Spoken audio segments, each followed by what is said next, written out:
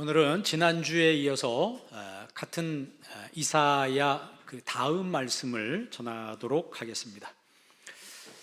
우리가 이사야는 예수님 시대에 많이 읽혔던 그런 책이에요. 그러니까 예수님 시대에는 신약이 없었죠, 그죠?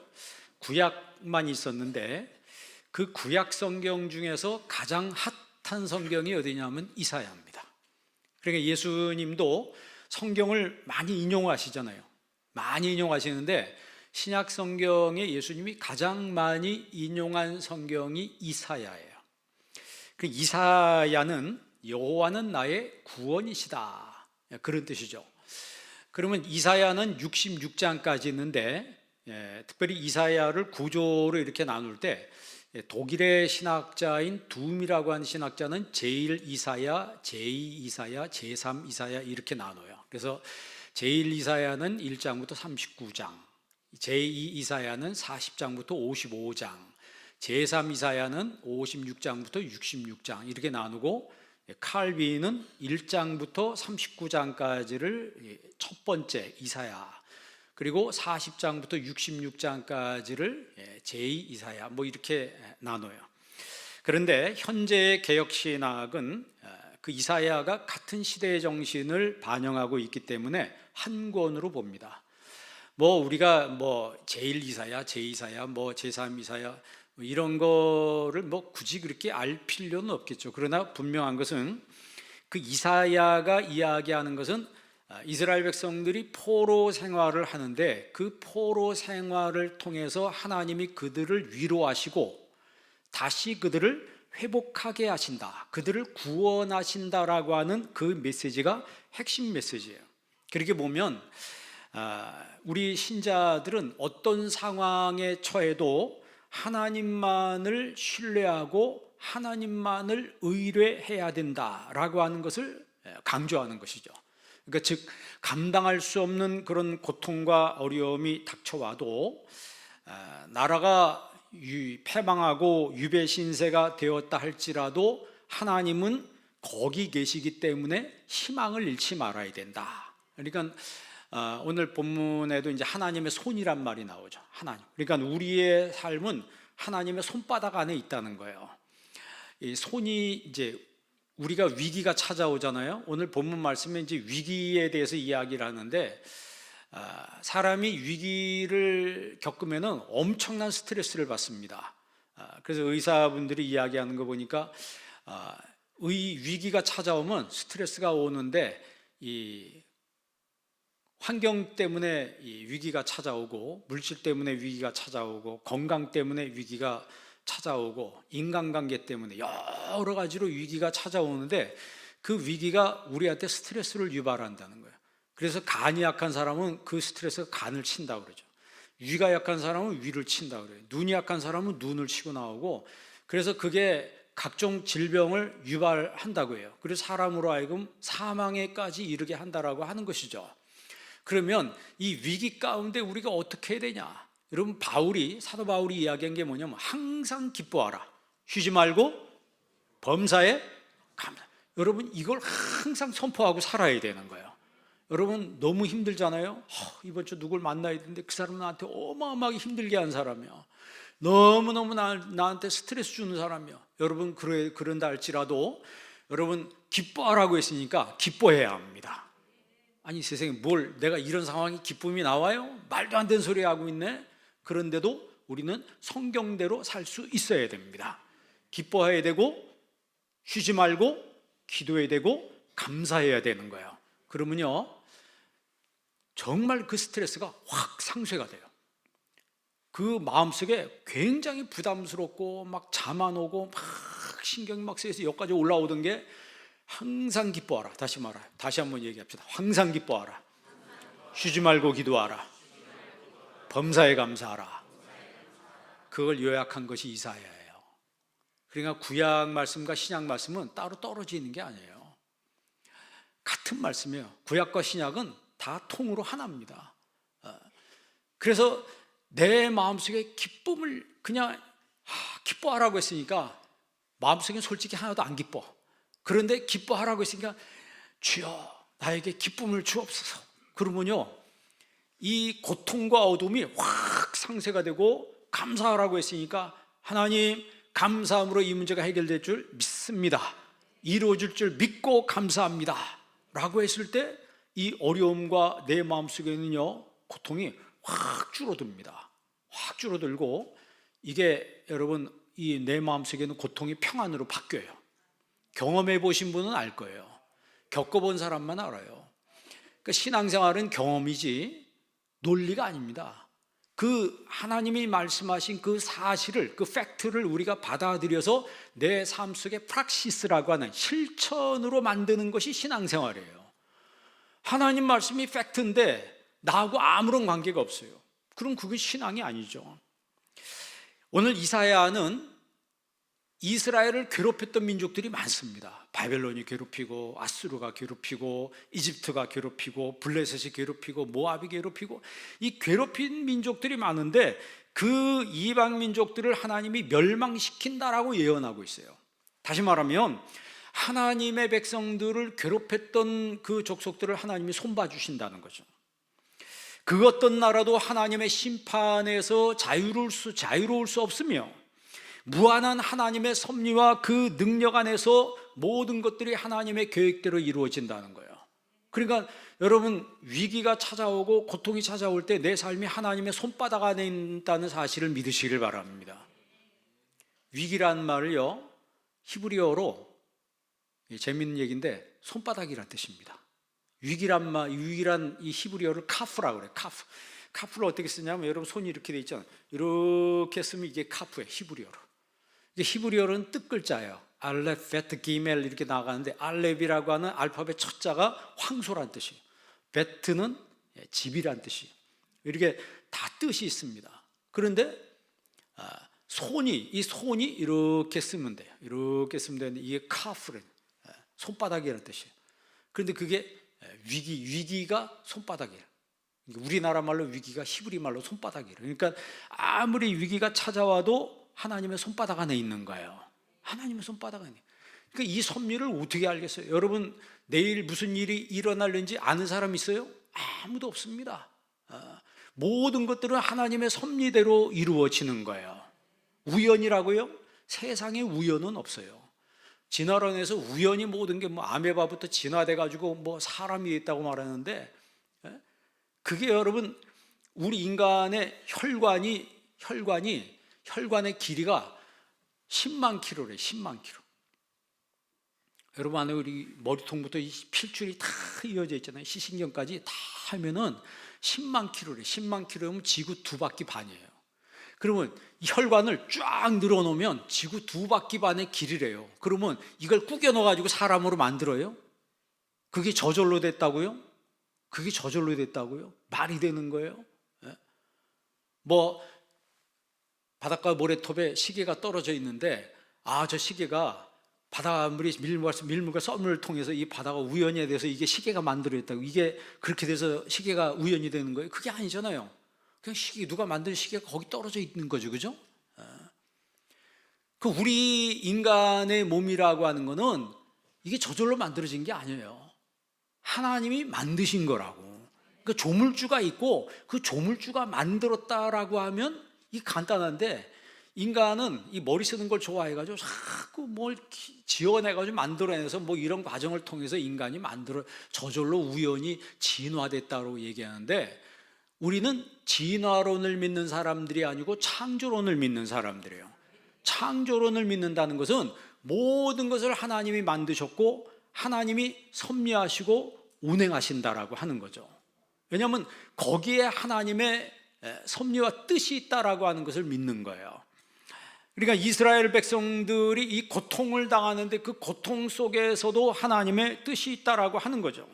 그래서 우리 그리스도인들은 이 이사야서를 보면서 현 시대의 모습과 미래의 모습을 내다볼 줄 아는 현명한 시각을 가져야 된다는 거예요.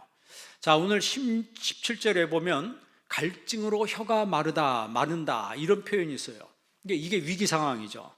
그러니까 영적으로 이스라엘의 그 심령 상태가 메말라 있는 심령 상태라고 하는 게, 그게 위기죠. 심령이 막 메말라 있어요. 그리고 의식주가 해결되지 않은 상태예요. 배고프고 힘들고 경제적으로도 굉장히 힘들어요. 이것도 문제예요. 그리고 그들이 포로 생활을 통해서 삶이 나락으로 떨어진 아주 비참한 상태에 있는 것을 말하고 있습니다. 그러니까 영적으로 육적으로 메말라 있는 그 상태를 오늘 본문은 가련하고 가난하다 이렇게 표현하고 있어요. 가련하고 가난하다. 그런 큰 위기의 때에 하나님이 응답하시고 그들을 버리지 않는다 이렇게 말했어요. 그러니까 위기라고 하는 게 무슨 뜻이라고 그랬어요? 손바닥이라고 했잖아요. 내 삶에 여러분 위기가 찾아올 때, 고통이 찾아올 때에도 내 삶이 하나님의 손바닥 안에 있다는 사실을 믿으시기를 바랍니다. 요셉이 위기를 당하잖아요. 형들한테 팔려가고 감옥에 들어가고 투옥되고 이런 과정을 통해서 그 나중에 요셉이 총리의 자리까지 올라가는데 무슨 소설과 같은 얘기잖아요. 그런데 이게 실제로 있었던 얘기라는 거죠. 실제로 이집트에 요셉이라고 하는 사람이 존재했었고 그가 이방인인데 셋째 치리자의 왕 밑에 치리자의 자리에까지 올랐었다라고 하는 거예요. 근데 그가 유대인이었다는 거죠. 그러면 그 요셉이라고 하는 사람도 자기 삶 속에 위기가 찾아와도 그의 신앙이 한 번도 요동하지 않은 것은 자신의 삶이 하나님의 손바닥 안에 있다는 사실을 믿었다라고 하는 거예요. 야곱도 마찬가지 아니에요? 야곱이 성공했잖아요. 그래서 돈 많이 벌어가지고 집으로 돌아가는데 형 에서가 기다리고 있는데 기다릴 정도가 아니고 자기 종들을 데리고 40명을 데리고 야곱한테 찾아온 거는 야곱이 한순간에 몰살당할 수도 있다는 그런 위기의 순간에 하나님 앞에 야곱이 기도하잖아요. 하나님 앞에 막 매달려 기도하는 거예요. 당신이 나를 축복하지 않으면 내가 놓지 않겠습니다. 천사하고 막 씨름하는 거예요. 그렇게 기도했더니 그 다음날 에서가 찾아오는데 죽이려고 찾아왔던 에서가 야곱을 보고 울면서 부둥켜 안죠. 그게 뭐예요? 기도할 때 하나님이 역사하시는 거예요. 위기의 순간에 쉬지 말고 기도하라. 위기의 순간에 하나님이 역사하시고 사람의 마음을 바꿔주신다라고 하는 거죠. 이 야곱이 뭐라고 얘기해요? 그 지명을 브니엘이라고 그랬잖아요. 하나님의 얼굴을 배웠다. 하나님의 얼굴을 배웠다는 거예요. 그 말은 무슨 얘기예요? 내 삶이 하나님의 손 안에 있다는 사실을 고백하는 거 아니에요? 여러분 모르드게라고 하는 사람 있잖아요. 모르드게가 하만이 자신의 민족을 몰살시키려고 하는 그 계략을 세운 것을 알았어요. 그런데 마침 그 당시에 왕비 와스티가 폐위가 되고 자기의 조카 에스더가 왕비의 자리에 올라갑니다. 그러니까 이 계략을 알은 이 모르드게가 마치 그 2차 세계대전 때 유태인들이 600만 명이 학살당하잖아요. 히틀러가 작전 세운 거는 유대인들을 지구상에서 아예 소멸시키는 거예요. 씨를 말리는 그런 작전이었다고. 그런 씨를 말리는 작전, 그 이제 헤렘 작전이라고 해요. 헤렘 작전이 이 하만의 구상 속에 있었어요. 그래서 유태인들의 씨를 말려야 된다. 그리고 마지막 유태인의 지도자는 자기 집 앞마당에 장대를 높이 매달아 놓고 여기다가 목을 매달면서 이번 작전은 끝을 낸다. 이런 작전을 세웠어요. 이걸 모르드게가 안 거예요. 그러니 마음은 답답하고 어디 누굴 도와줄 사람 없고 그러니까 누굴 찾아간 거예요? 자기 조카 에스더를 찾아가서 이 일을 이야기한 거예요. 그랬더니 에스더가 뭐라 그래요? 사실이요, 내가 뭐 이래가면서 쭈밋쭈밋 하는 거예요. 에스더가 왕의 허락 없이 왕 찾아가면요 그냥 죽습니다. 바로 사형당해요. 왜냐하면 역사적으로 왕들은 항상 암살 위기에 처해 있잖아요. 그죠? 우리나라 조선시대 때도 왕들이 뭐 독살당하고 외국도 마찬가지죠. 중국에 가보면 자금성이 있잖아요. 자금성에 여러분 가보신 분은 알겠지만 나무가 없잖아요. 나무가. 근데 우리나라 경복궁에 가면 뭐가 많아요? 그래도 나무가 탁 있고 그렇잖아요. 근데 거긴 나무가 없어요.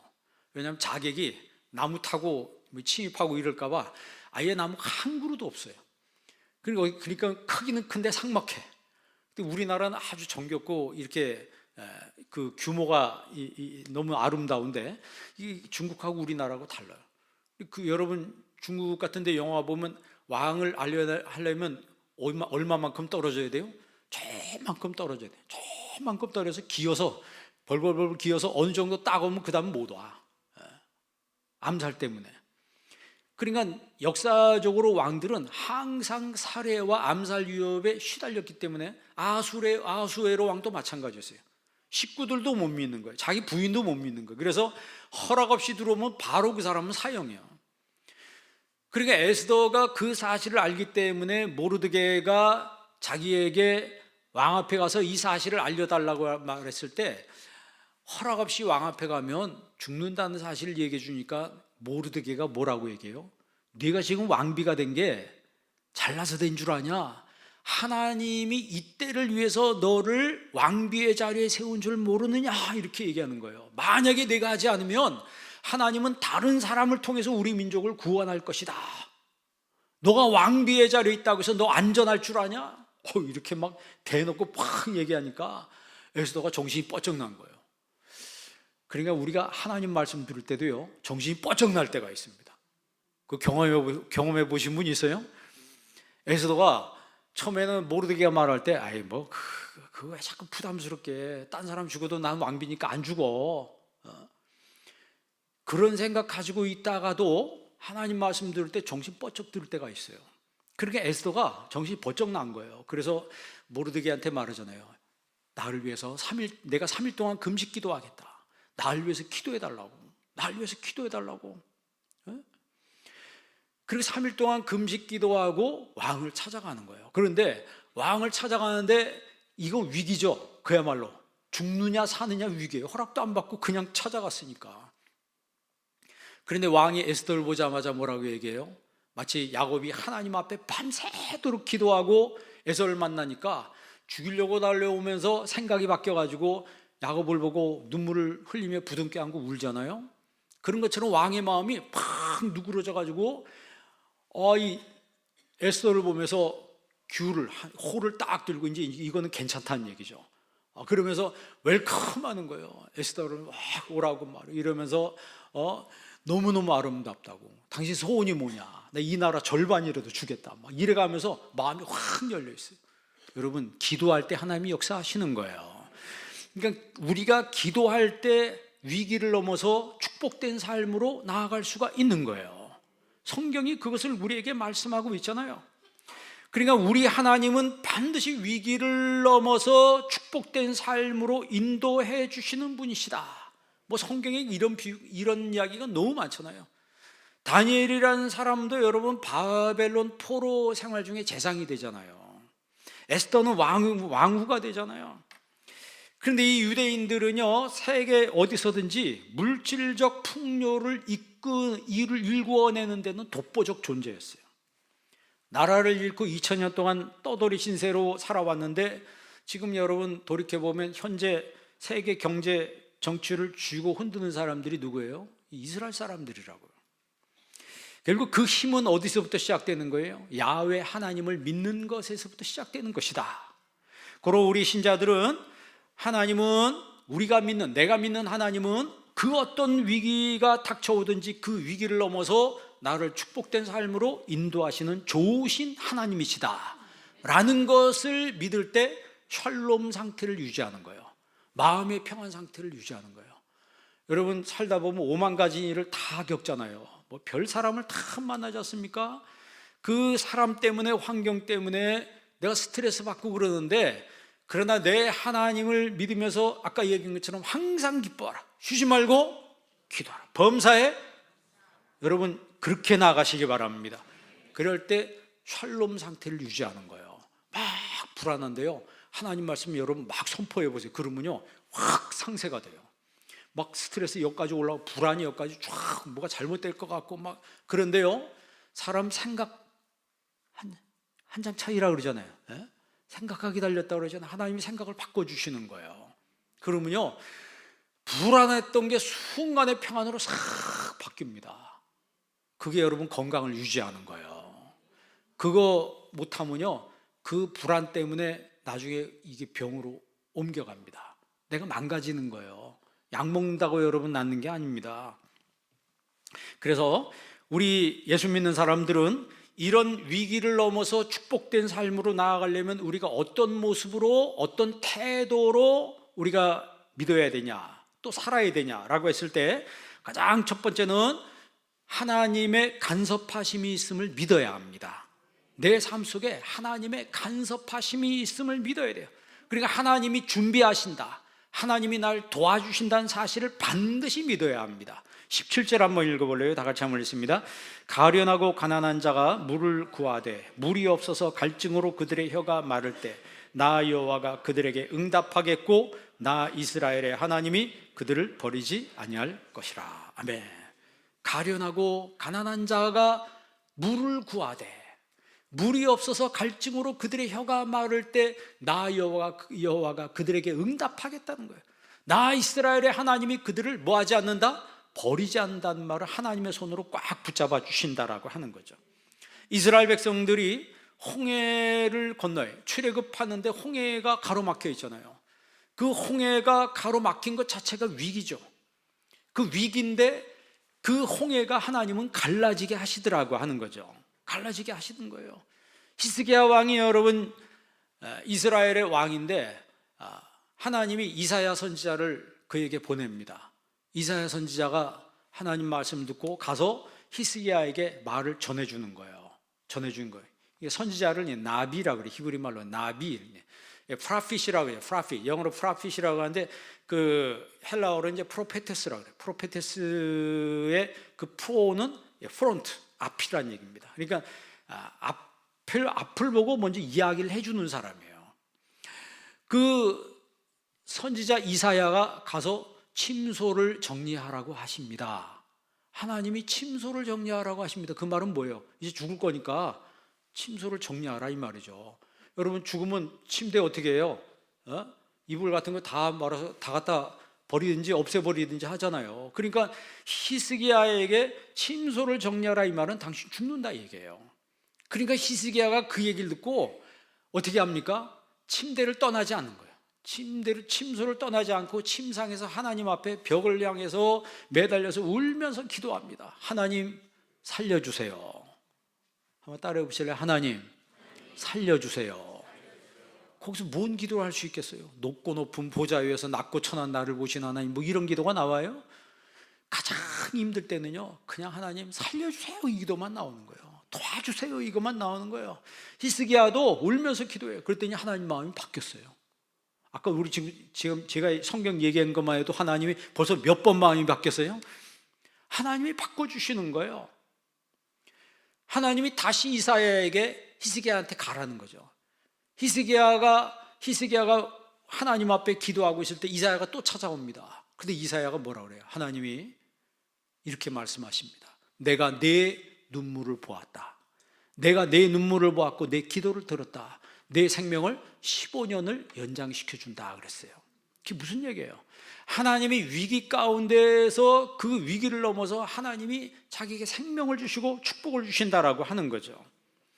그러니까 시편 119편 109절에 보면요, 나의 생명이 항상 위기에 있사오나, 나의 생명이 항상 위기에 있사오나. 그러니까 이 시편 기자는 자기가 어디 가든지 항상 위기가 있다는 거예요. 그런데 이 위기가 무슨 뜻이라 그랬어요? 손바닥이라는 뜻이요. 히브리 말로 이 카프로 이렇게 써요. 내 생명이 하나님의 손바닥 안에 있다는 거예요. 그래 나는 항상 주의 법을 잊지 않겠습니다. 그렇기 때문에 어떤 위기가 찾아와도 내 삶이 하나님 손바닥 안에 있기 때문에 두려워하지 않는 거예요. 여러분 두려워하지 마시기 바랍니다. 걱정하지 마세요. 안 된다고요? 힘들다고요? 힘들지만 내 삶이 하나님의 손바닥 안에 있기 때문에 하나님은 합력해서 마침내 선을 이루어 주시는 분이에요. 여러분 여호사밧 왕 잘 아시잖아요. 이 여호사밧이 위기에 처하는데 12절 역대하 20장 12절 한번 읽어보세요. 역대하 20장 12절 다 같이 한번 읽습니다. 우리 하나님이여 그들을 징벌하지 아니하시나이까 우리를 치러 오는 이 큰 무리를 우리가 대적할 능력이 없고 어떻게 할 줄도 알지 못하옵고 오직 주만 바라보나이다. 아멘. 우리를 치러 오는 이 큰 무리가 누굴까요? 이 큰 무리를 우리는 대적할 능력이 없다는 거예요. 아니, 왕이 적이 지금 쳐들어오는데 내가 이길 능력이 없다고 지금 이야기를 하는 거예요. 어떻게 할 줄도 알지 못하옵고 오직 주만 바라보나이다. 이게 여호사밧이 하나님 앞에 기도하는 내용이에요. 하나님 앞에. 그러면 이때 상황이 어떤 상황이에요? 여호사밧이 아합의 꼬임에 넘어갔어요. 북쪽 이스라엘 왕 아합, 그 당시 남쪽 유다의 왕이 여호사밧이에요. 두 나라가 원래 우리나라 남북 떨어져 있는 것처럼, 분단되어 있는 것처럼 거기도 분단되어 있는데 같은 민족이에요. 그런데 북쪽 이스라엘 왕 아합이 이 남쪽 왕 유다 왕 여호사밧이 마음이 착하니까 꼬드겼습니다. 꼬드겨가지고 우리가 옛날에 잃어버렸던 그 땅이 있는데 그 길라라못인데 우리 연합해서 거기 쳐서 그 땅을 뺏읍시다. 그 내가 골고루 나눠주겠어. 뭐 이렇게 꼬드겼더니 이 여호사밧이 마음 착해가지고 그러자고 해서 자기 군대를 이끌고 남쪽과 북쪽이 합쳐가지고 길라람으로 쳐들어갔어요. 그런데 대패를 했습니다. 대패를. 거기서 그 전쟁에서 아합이 죽어요. 빗나가는 화살에 맞아서 피 흘리다가 결국 전장터에서 빠져나오지도 못하고 피 흘려서 그 전장터 한복판에서 아합이 죽어요. 그리고 여호사밧은 간신히 빠져나와서 그 패잔병이 돼가지고 도망치듯이 귀국한 거예요. 도망치듯이 귀국했는데 까마귀 날자 배 떨어진다고 모압과 암몬과 마온 자손들이 연합군을 형성해서 침공을 한 거예요. 그러니까 이미 스파이들이 다 와서 모든 정세를 다 파악하고 있었던 거죠. 남쪽 유다가 왕도 없어요. 왕도 지금 떠났고 군인들도 대부분 다 갔고, 그래서 모든 정세를 이 스파이들이 다 판단을 하고 지금 보고를 하고 이제 패잔병이 돼서 막 돌아왔는데 이때 침공에 들어온 거예요. 그러니까 그때 한 기도가 지금 읽은 이 말씀이에요. 이 큰 무리를 우리는 감당할 능력이 없습니다. 나는 하나님 어찌할 줄도 알지 못하고 오직 주님만 바라봅니다. 하나님 도와주세요. 지금 이 얘기거든. 여호사밧이. 그리고 나서 여러분 히스기야가 여호사밧이 이렇게 기도할 때 하나님의 음성이 야시엘을 통해서 들립니다. 그게 여러분 20장 15절이에요. 역대하 20장 15절 한번 읽어볼래요? 다 같이 한번 읽습니다.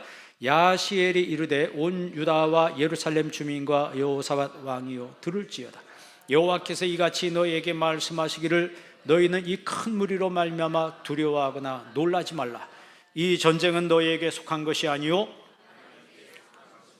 아멘.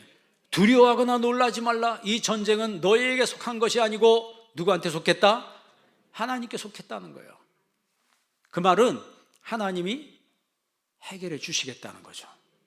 그러니까 여호사밧이 이 말씀을 야시엘을 통해서 들려온 하나님의 말씀을 듣고 여호사밧이 뭐예요? 성가대를 조직해요. 찬양대를 조직해서 최전상에 전쟁 최앞에 찬양대, 성가대를 탁, 오늘 여기 성가대 찬양했잖아요.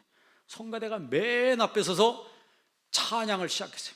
찬양을 빡 올리니까 하나님이 복병을 먼저 저쪽으로 보내더라고요. 천사들이 먼저 간 거예요. 마치 폭격기가 먼저 간 것처럼 천사가 먼저 가서 그들 가운데 휩쓰는데 무슨 일이 벌어졌어요? 모압과 암몬과 마온 세 국가예요. 세 국가인데 모압과 암몬이 먼저 마온을 칩니다. 자기들끼리 싸우는데 모압과 암몬이 먼저 마온을 쳐요. 그리고 마온 사람은 다 죽여. 그리고 나서 다 죽으니까 이제 그 다음에 모압과 암몬이 지들끼리 싸우는 거예요. 박 터지게 싸워서 이스라엘 백성들이 들어가 보니까 다 죽어 있더래. 그게 여러분 성경에서 말하는 역사예요. 그거를 우리 인간이 어떻게 해석할 수 있겠어요? 실제 전쟁사에 보면 요즘에는 모르겠지만 예전에는 아군끼리 쏘는 경우가 많았다 그러잖아요. 밤중에 계속 막 서로 쏘고 포 쏘고 난리쳐서 그 다음에 눈 떠보니까 지들끼리 싸운 거야. 그래 아군 피해가 엄청났다는 거죠. 옛날에 걸프전 때도 그랬다 그러죠. 미군들이 밤새도록 포 쏘고 뭐 이랬는데 아침 일어나보니까 자기들끼리 싸운 거예요. 자기들끼리 죽인 거라고.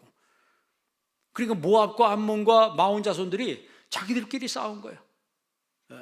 그러니까 하나님이 이스라엘 백성들로 하여금 가보니까 적들이 다 죽어 있는 거예요.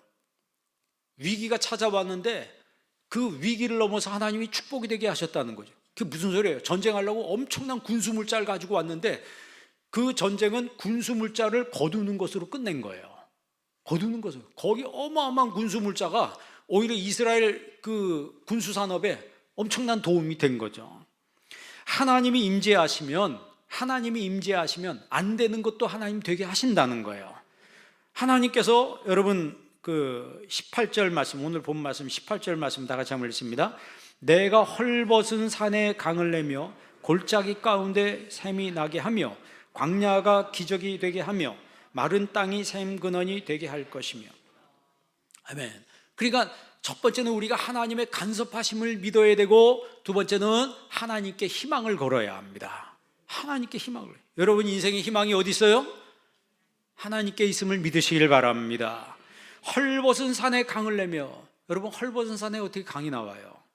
골짜기에 어떻게 샘이 흐르고 광야가 어떻게 기적이 되며 마른 땅에 샘 근원이 이루어질 수가 있겠습니까? 그러나 하나님께서는 헐벗은 산에 강을 만들어 내신다는 거예요. 그러니까 안 되는 것도 하나님 되게 하신다, 기적을 일으켜 주신다라고 하는 거죠. 죽을 것 같은데 하나님은 죽지 않고 풍성한 생명을 유지하게 하신다라고 하는 거죠. 여러분 중요한 것은 내가 하나님께 가고 있느냐, 하나님께로 향하고 있느냐, 이게 중요한 거죠. 탕자가 집을 나갔지만 아버지한테 받은 돈 신나게 썼잖아요. 그리고 나서 거지가 됐습니다. 그런데 그 탕자는 결국 돌아오죠. 만약에 탕자가 돌아오지 않았으면 어떻게 됐을 것 같아요? 이방 땅에서 굶어 죽었을 거예요. 비참하게 살다가 죽었을 겁니다. 그런데 그 탕자가 생각해낸 게 뭐냐면 아버지 집을 생각해낸 거예요. 내 아버지 집에는 종들도 많고 재산이 얼마나 많고 먹을 것이 얼마나 많은가. 그러면서 아버지 집으로 돌아가겠다고 생각하죠. 내가 돌아갈 때는 아버지의 아들이 아니고 품꾼 중에 하나로 내가 쓰임을 받으리라. 염치가 있잖아요. 아버지 재산 벌써 다 받아갖고 왔는데, 그래서 돌아갈 때는 겸손한 마음으로, 빈 마음으로 돌아갔더니 그 아버지가 그 아들을 과서 아락 하고 그 아들을 반겨주잖아요. 그러면서 다시 상속자의 위치로 세워놓는 거예요. 돌아오지 않았다면 비참하게 이방 땅에서 죽었을 텐데 돌아와서 아버지 집으로 돌아오니까 풍성한 생명을 누리게 되더라고 하는 것이죠. 결국 우리가 희망은 하나님께만 있다는 사실을 우리가 믿어야 된다는 거예요. 19절 말씀 읽어볼래요? 19절 나같이 있습니다. 내가 광야에는 백향목과 시띠나무와 화석류와 들 감람나무를 심고 사막에는 잣나무와 소나무와 황량목을 함께 두리니. 아멘. 그러니까 황폐한 유다 백성들이 하나님의 이런 기적적인 도우심으로 인해서 정치나 경제나 사회나 문화 모든 면에서 새롭게 될 것이라고 예언한 축복의 말씀이에요. 그러니까 여기서 백향목, 그 다음에 시띠나무, 화석류, 감람나무, 잣나무, 소나무, 황량목, 이게 전부 그 당시에 값이 나가는 그런 나무들이에요. 값이 나가는 최고의 나무가 백향목이에요. 그래서 성전을 지을 때 뭐로 지었어요? 백향목으로 지었어요. 솔로몬이 왕궁 지을 때 뭘로 지었어요? 백향목으로 지었어요. 그러니까 최고의 나무가 백향목. 시띠나무는 뭐냐면 성전에 들어가는 기구를 이런 거를 시띠나무로 만들었어요. 그러니까 최고의 가치가 있는 나무가 오늘 여기 19절에 있는 나무예요. 그러니까 우리 하나님은 우리의 삶 속에서 내가 부족할 때에도 내가 전혀 예상하지 못했던 최고의 축복으로 나를 인도해 주신다라고 하는 희망을 가져야 된다는 거예요. 이런 희망 속에 살아갈 때 우리의 삶이 더 담대하고 더 풍성해진 삶을 살 수가 있다라고 하는 것이죠. 사실 이스라엘 백성들이 희망을 가지라고 했을 때 그들의 삶은 희망을 가질 수 없는 상태였어요. 왜냐하면 포로 상태니까. 그 뭔 희망이 있습니까? 상처만 많고 고통만 계속되는 그런 상황 속에 이런 고통이 끝나지 않을 줄 알았는데 어느 날 갑자기 바벨론이 망한 거예요. 뭐 우리나라 옛날에 그 일제 시대에 살다가 갑자기 해방됐잖아요. 그렇게 해방되리라고는 그 누구도 생각을 못했습니다. 갑자기 해방된 것처럼 이스라엘이 바벨론 포로 생활하다가 페르시아가 갑자기 쳐들어오는 바람에 갑자기 해방된 거예요. 그러니까 그 페르시아의 고레스 왕이 이제 너희들의 고향으로 돌아가도 좋다 이렇게 이야기하잖아요. 그 희망을 버리지 않으면 그 소망대로 이루어진다라고 하는 거죠. 그러니까 우리가 심리학에도 희망의 심리학을 얘기한 사람이 이제 아들러라고 한 사람이 있어요. 아들러, 알프레드 아들러라고 한 사람인데, 이 사람은 프로이트의 제자입니다. 여러분 프로이트는 잘 알 거 아니에요, 그죠? 심리학자. 이 아들러라고 하는 사람은 오스트리아 사람인데, 이 아들러는 어릴 때부터 병치레를 자주 했어요. 그리고 외모가 다른 친구들에 비해서 굉장히 좀 못생겼다고, 그렇게 사진 봐도 진짜 못생겼어요. 어느 정도 살면, 어느 정도 생겼으면 그냥 괜찮다 그랬는데 못생겼다. 여기 못생긴 사람 없습니다. 여기 아들러보다 못생긴 사람 없어요, 사진 보니까. 그런데 이 생긴 것도 그런데다가 수학을 너무 못해가지고 담임 선생님이 다 자퇴하라고 권했대요. 세상에 그런 선생님이 어디 있어요? 학교 그만두고 너 구두 수성공하는 게 딱 맞다 이랬다는 거예요. 그 말에 아들러가 열받았어요. 열받아가지고 그때부터 수학 공부를 열심히 해가지고 최고 우수한 성적으로 졸업을 했답니다. 그래가지고 이 아들러가 그런데다가 몸도 약했대요. 그래서 자기가 의대를 가기로 결심했대요. 그래서 당시 인류학교인 비엔나 대학교의 의과대학에 입학을 했습니다. 그 의과대학에 입학해서 교수를 만나는데 그분이 누구냐면 프로이트예요. 유명한 정신분석학자 프로이트를 만납니다. 그런데 이제 그 밑에서 배우는데 아들하고 이게 안 맞았어요. 왜냐하면 프로이트가 얘기했는데 항상 모든 걸 성적으로 비유해서 이게 모든 걸 풀어나가는 거예요. 너무 성적인 것을 결부시켜서 이걸 풀어나가는 거를 이 아들러는 마음에 들지 않았습니다. 그랬더니 이제 프로이트가 뭐라고 했냐면 난쟁이라고 놀렸어요. 키도 작고 그러니까 난쟁이다. 그랬을 때 아들러가 유명한 말이 있습니다. 어깨 위에, 거인의 어깨 위에 난쟁이는 거인보다 훨씬 멀리 볼 수 있다. 그렇잖아요. 프로이트는 거인인데 거인 어깨 위에 난쟁이는 거인보다 훨씬 멀리 볼 수 있다. 그 열등감을 극복하고 희망의 심리학을 이야기한 사람이 아들러입니다. 그러니까 정신분석 학회에서 굉장히 이제 크게 기여를 한 사람이죠. 그러니까 아들러는 희망의 심리학을 얘기한다. 사실 우리 하나님은 우리에게 무엇을 약속하신 하나님이에요? 희망을 약속하신 하나님이라. 희망을. 그리고 세 번째, 위기를 넘어서 축복된 삶으로 나아가려면 전적으로 하나님의 손을 의지해야 합니다. 20절 한번 읽어볼래요? 20절 다 같이 한번 읽습니다. 무리가 보고 여호와의 손이 지은 바요 이스라엘의 거룩한 이가 이것을 창조하신 바인 줄 알며 함께 헤아리며 깨달으리라. 아멘. 하나님의 손이 지었다는 것은 하나님이 책임지신다는 거예요. 하나님이 책임지신다. 여러분 역대하 30장 12절 한번 읽어볼래요? 역대하 30장 12절 다 같이 한번 읽습니다. 하나님의 손이 또한 유다 사람들을 감동시키사 그랬어요.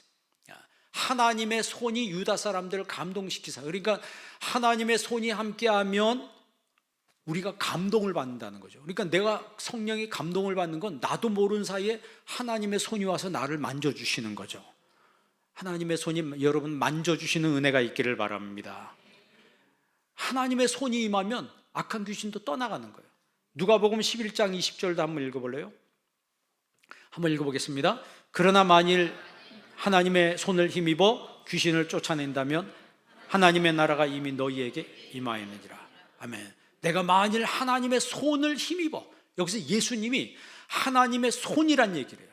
이게 구약적인 표현이에요. 구약적인 표현. 하나님의 손을 힘입어 귀신을 쫓아낸다면, 그러니까 늘 말씀드린 것처럼 구약과 신약은 떨어진 게 아닙니다. 신약에서 예수님이 하신 말씀은 다 구약에서 나온 말씀이에요. 하나 더 여러분 에스라 8장 31절 한번 볼래요? 한번 다 같이 한번 읽어보겠습니다.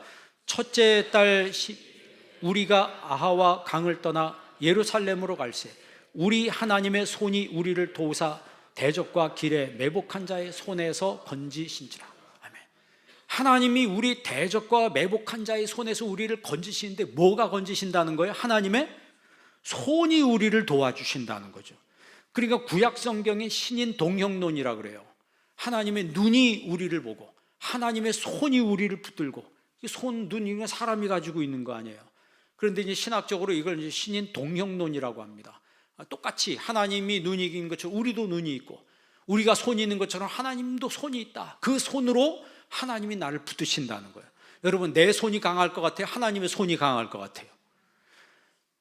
우리는 놔도 힘없으면 놓치는 거예요. 그러나 하나님의 손은 놓치지 않는 거예요. 나를 붙들어 주시는데, 나를 붙들어 주시는 그 하나님의 손에서 뺏어서 지옥 보낼 자가 없다라고 하는 거죠. 그러니까 하나님의 손을 힘입어 귀신을 쫓아낸다면 하나님 나라가 너희에게 이미 임했다라고 했어요. 그래서 여러분, 하나님의 손에 간섭하심이 있을 때 우리가 성공적인 삶을 살게 되는 겁니다. IQ가 높다고 여러분 성공적인 삶을 사는 게 아니에요. 머리가 똑똑하다고 성공적인 삶을 사는 게 아니에요. 우리나라에 1985년 9월에 문교부에서 이런 일을 했습니다. 취약전 아동을 찾아서 영재들을 찾아서 보고하라는 그런 지시가 있었대요. 그래서 전국 아동의 IQ를 그때 다 검사를 했답니다. 3살에서 6살 아이들 모든 IQ를 조사해 봤더니 그 천재급에 해당하는 아이들이 144명이 그 안에 들더라는 거예요. 그런데 이 3살에서 6살 아이들이 그 3살 나이에 한글을 깨우치고 숫자를 깨우치고 천자문을 다 줄줄 외우고 영어까지 다 통달해 버리더라는 거예요. 그런데 그 아이들이 15년이 지난 다음에 한 신문사에서 다시 추적해서 그 아이들을 찾았답니다. 그랬더니 144명 중에 66명만 소재가 파악됐는데, 그 파악하고 나서 IQ를 테스트했더니 전부 150이 넘더래요. 그런데 이 친구들이 상당수가 대학 진학조차 힘든 범죄가 돼 있었답니다. 그러니까 IQ가 높은데 범죄가 돼 있었다는 거예요. 그리고 학교 적응을 제대로 못해서 자퇴했거나 그 대학 진학을 못하고 있는 이런 상태에 있는 학생들이 많았다는 거예요. 그게 무슨 얘기예요? 우리 인생은 머리로만 되는 것이 아니라고 하는 거죠. 하나님의 손이 함께하는 사람이 되어야 된다는 거예요. 하나님의 손이 우리를 붙들어 주실 때 우리가 승리하는 삶을 살 수가 있다라고 하는 것이죠. 베드로가 감옥에 갇혔을 때도 하나님의 손이 그를 건져내 주신 거예요. 그래서 여러분, 위기를 넘어서 우리가 축복된 삶으로 나아가려면 내 삶 속에 하나님의 간섭하심이 있음을 믿어야 합니다. 그리고 여러분 삶의 희망을 하나님께만 거시기를 바랍니다. 그리고 마지막으로 전적으로 하나님의 손을 의지하고 살아가는 거룩한 성도가 되길 주의 이름으로 축원합니다. 기도하겠습니다. 하나님 아버지, 감사합니다. 오늘 이 시간 저희들에게 하나님의 말씀 주심을 감사합니다. 저희들의 삶 속에 하나님의 손길이 있음을 의지하게 하여 주옵시고, 주의 권능의 손으로 저희들을 붙잡아 주옵소서. 우리의 삶의 희망을 하나님께만 두게 하여 주옵시고, 내 평생에 하나님의 간섭하심 속에 살아가는 믿음의 사람이 되게 하여 주옵소서. 예수님의 이름으로 기도합니다. 아멘.